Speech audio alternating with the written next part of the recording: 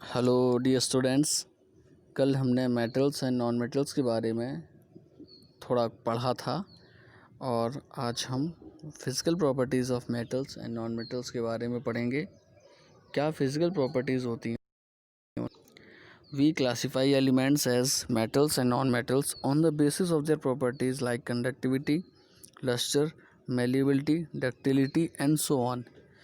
हम मेटल्स और non metals में क्लासीफाई करते हैं एलिमेंट्स को किस बेसिस पे?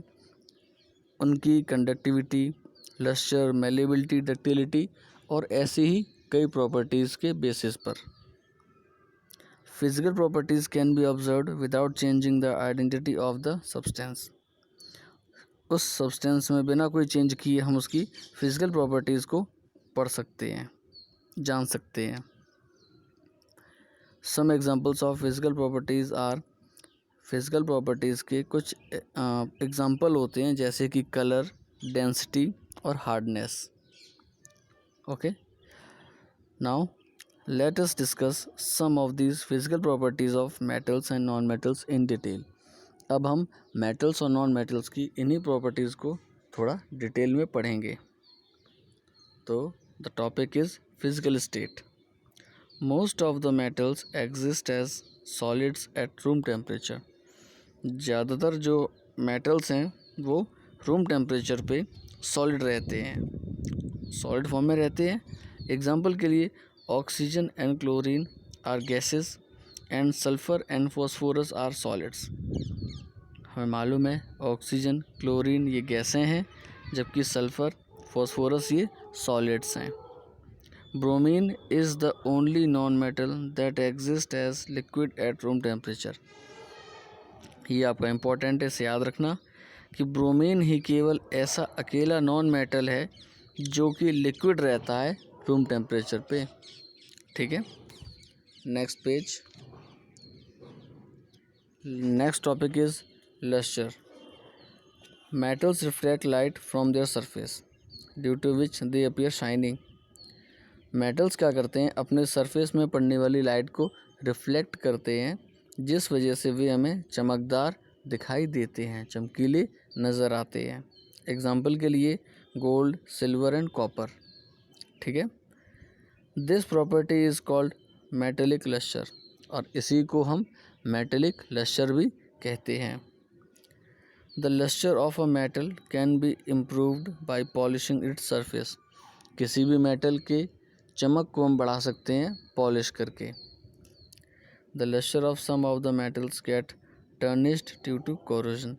और कुछ मेटल्स की चमक फीकी पड़ जाती है, कम हो जाती है और कई मेटल्स कोरोड हो जाते हैं। कोरोजन का मतलब होता है उसमें जंग लग जाती है, ऊपरी सरफेस ख़राब हो जाती है। ठीक है, non metals have no lustre, जबकि नॉन मेटल्स में बिल्कुल भी लस्टर नहीं होता है, कोई चमक नहीं होती है। And do not reflect light except graphite and diamond. Non metals में जब चमक नहीं है तो वो लाइट को रिफ्लेक्ट भी नहीं करते हैं, लेकिन एक्सेप्शन है केवल ग्राफाइट को और डायमंड को छोड़कर।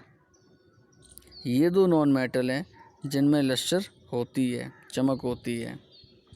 ठीक है, which is an exception due to its structure, जो कि एक्सेप्शन में आता है। ये अपवाद है कि नॉन मेटल्स में चमक नहीं होती है, लेकिन ग्राफाइट और डायमंड ऐसे नॉन मेटल हैं जिनमें लस्टर होता है, जो लस्ट्रस हैं। ठीक है, ये चमकदार होते हैं।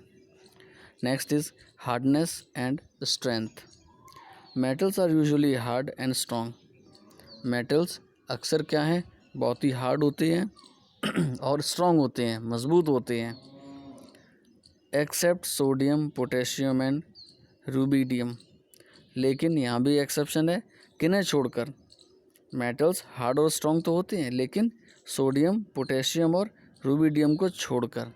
ये तीन मेटल ऐसे हैं जो हार्ड और स्ट्रॉन्ग नहीं होते हैं। विच आर सॉफ्ट, ये कैसे होते हैं? सॉफ्ट होते हैं। And can be easily cut with a knife, और इन्हें हम चाकू से भी काट सकते हैं आसानी से।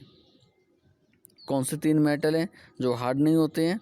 सोडियम, पोटेशियम और rubidium. Okay, non metals are generally do not so hard and strong, जबकि नॉन मेटल्स अक्सर बहुत ही ज़्यादा हार्ड और स्ट्रॉन्ग नहीं होते हैं। यहाँ भी एक्सेप्शन है। Diamond is the only exception which is very hard due to its structure.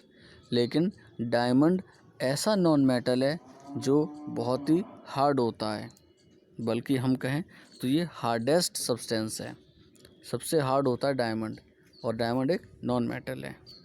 Okay, next topic is density. Metals have high density. Metals में क्या है, घनत्व जो होता है, डेंसिटी, वो हाई होती है। And are usually very heavy, और मेटल्स हैवी भी होते हैं। Iridium and osmium have the highest densities, और इरिडियम और ऑस्मियम ऐसे मेटल्स हैं जिनमें डेंसिटी बहुत ज़्यादा हाई होती है, जबकि लिथियम में लोवेस्ट डेंसिटी होती है। और हमें फॉर्मूला भी दिया गया है डेंसिटी का। डेंसिटी होती है मास अपॉन वॉल्यूम, उसे डेंसिटी कहते हैं। मास ग्राम्स में होगा और वॉल्यूम सेंटीमीटर क्यूब में होगा, और जब इसे अपॉन में करके हम कैलकुलेट करेंगे तो हमें डेंसिटी मिलेगी। Okay, next topic is malleability and ductility. Some metals can be beaten into thin sheets with hammer without breaking. कुछ मेटल ऐसे हैं जिन्हें हम पतली शीट के रूप में बना सकते हैं, पतली चादर बना सकते हैं। पतली शीट चादर आपने देखी होगी, जैसे बक्से बनते हैं तो थिन शीट होती है, और ऐसे लोहे की कई सारी शीट्स देखी होंगी आपने, गेट वगैरह बनते हैं तो वो आयरन शीट होती है। तो मेटल्स को हम शीट में कन्वर्ट कर सकते हैं, उसे हैमर से ठोक के, और एक सरफेस के रूप में हम उसे बना सकते हैं बिना टूटे, और इसी प्रॉपर्टी को मेलेबिलिटी कहा जाता है। ठीक है, मेलेबिलिटी क्या प्रॉपर्टी है कि some metals can be beaten into thin sheets with hammer without breaking. Metals का थिन शीट्स के रूप में बनना ही मेलेबिलिटी कहलाता है। Gold and silver are the most malleable metals. Gold और सिल्वर ये हमारे दो बहुत ही ज़्यादा मेलेबल मेटल हैं, जिस वजह से इनका इस्तेमाल ज्वेलरी में हम लोग करते हैं। Ductility is the property of metals by which they can be drawn into thin wires. और एक प्रॉपर्टी और होती है डक्टिलिटी। डक्टिलिटी में क्या होता है कि किसी भी मेटल को हम पतले तार में बना सकते हैं, तार के रूप में, पतले वायर्स के रूप में कन्वर्ट किया जा सकता है, उसे डक्टिलिटी कहते हैं। Gold and silver are the most malleable and ductile metals. Gold और सिल्वर ऐसे दो मेटल्स हैं जो बहुत ज़्यादा मेलेबल हैं, इनकी शीट बनाई जा सकती है आसानी से, और बहुत ज़्यादा डक्टाइल भी हैं, इनका वायर भी बनाया जा सकता है। तो ये सबसे ज़्यादा मेलेबल और डक्टाइल मेटल्स हैं। Okay, gold and silver. Next page, non metals are non malleable. और जब हम बात करें नॉन मेटल्स की तो वो नॉन मेलेबल होते हैं, उन्हें हम शीट में कन्वर्ट नहीं कर सकते हैं। They can not be beaten into thin sheets, उनकी शीट्स नहीं बनाई जा सकती है। Non metals are neither malleable nor ductile. और नॉन मेटल जो होते हैं वो ना ही मेलेबल हैं, ना ही वो डक्टाइल होते हैं, मतलब ना ही उनकी थिन शीट बन सकती है और ना ही उनसे वायर बनाया जा सकता है।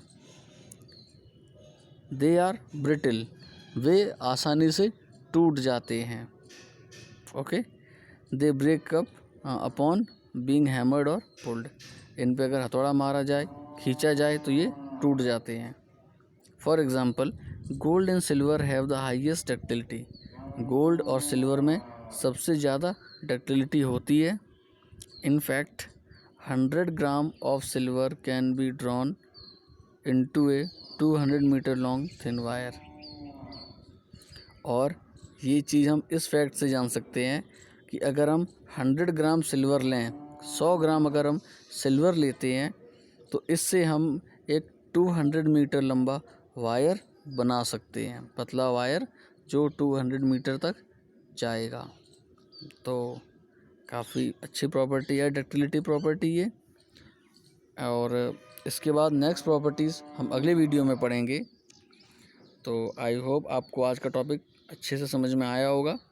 आप इसे दोबारा फिर से पढ़ें। Okay, thank you.